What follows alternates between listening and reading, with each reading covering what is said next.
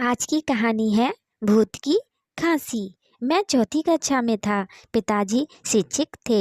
दुरुस्त गांव में पोस्टिंग थी। हम एक पुराने कोठी नुमा बड़े भवन के आगे वाले कक्ष में किराए पर रहते थे। आयताकार बने पूरे भवन में हमारे अलावा कोई नहीं रहता था। पुराने तरीके से बने उस बड़े भवन में कई कमरे थे और वह ऊपर से बिल्कुल पैक था। एक रात मेरी नींद अचानक खुली और मैंने सुना कि कमरे के बाहर कोई जोर जोर से अटहार पूर्वक हंस रहा है और उसकी यह हंसी पूरे मकान में गूंज रही थी।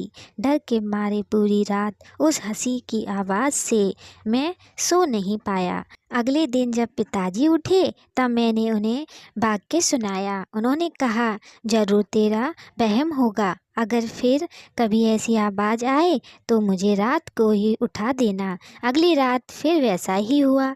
मैंने डरते हुए पिताजी को उठाया। मैं डर के मारे कांप रहा था, लेकिन पिताजी ने कमरे का दरवाज़ा खोला और मेरा हाथ पकड़कर बाहर ले आए। आवाज़ लोहे की जालियों से छनकर यानी छत से आ रही थी। पिताजी ने सीढ़ियों का दरवाज़ा खोला और मुझे छत पर ले गए। हमने देखा कि हमारी ठीक पास वाली छत पर सोए बुजुर्ग को निरंतर खांसी चल रही है।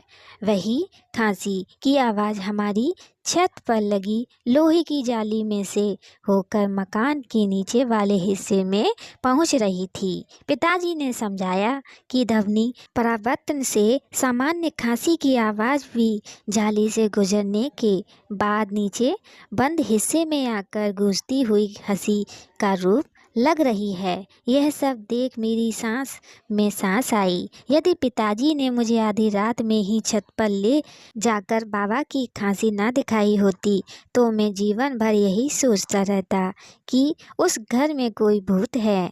दोस्तों, कहानी कैसी लगी कमेंट में बताइएगा। लाइक सब्सक्राइब भी ज़रूर करिएगा।